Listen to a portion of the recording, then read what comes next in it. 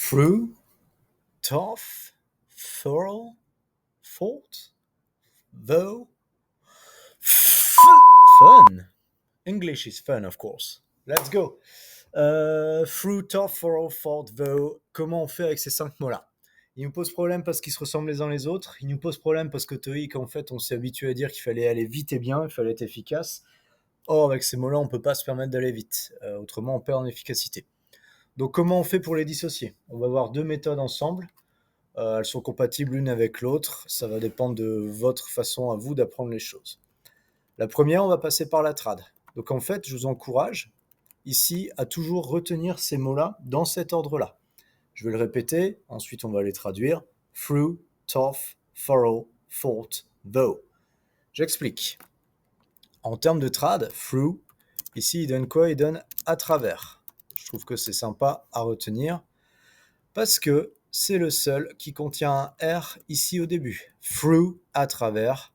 On explique un peu à travers quoi? À travers quelque chose de physique, à travers quelque chose de dur, mais également à travers quelque chose d'immatériel. Something went through my mind, quelque chose m'est passé par l'esprit. I went through the door, ici je suis passé par la porte. Ensuite on passe à tough. Tough, qu'est-ce qui signifie? Tough, il signifie dur. Vous aurez à le voir également dans vos cours de matériaux.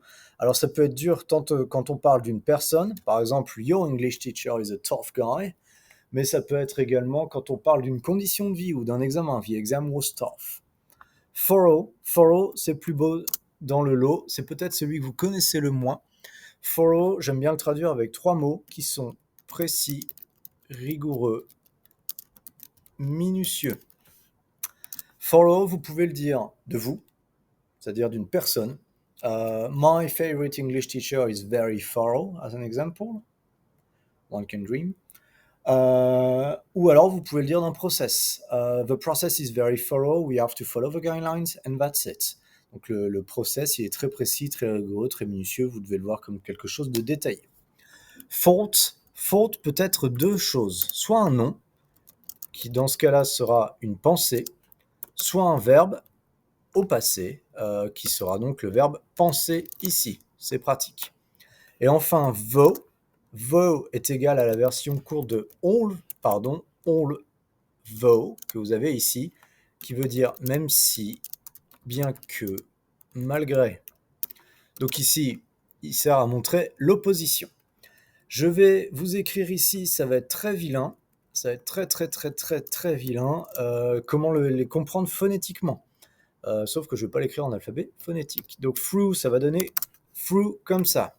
Tough, ça va nous donner comme ça, tough. Thorough, le plus beau de tous, qui va être expliqué par un thorough. Comme ça, c'est pas mal. Enfin, fault, comme ça. Et enfin, though, comme ça, je dirais. Donc ici, vous avez la transcription de chaque, phonétiquement parlant, et comme ça, ça doit pouvoir vous aider en fait à les reconnaître les uns des autres, à pouvoir les dissocier les uns des autres. Hop, tough, et enfin through ici que vous avez. Donc, ça, c'était la première méthode pour pouvoir tous les reconnaître. Encore une fois, je rappelle, on les répète dans cet ordre-là. Through, tough, thorough, fault, though. Et pourquoi cet ordre-là? Parce qu'en fait, j'en arrive à la traduction.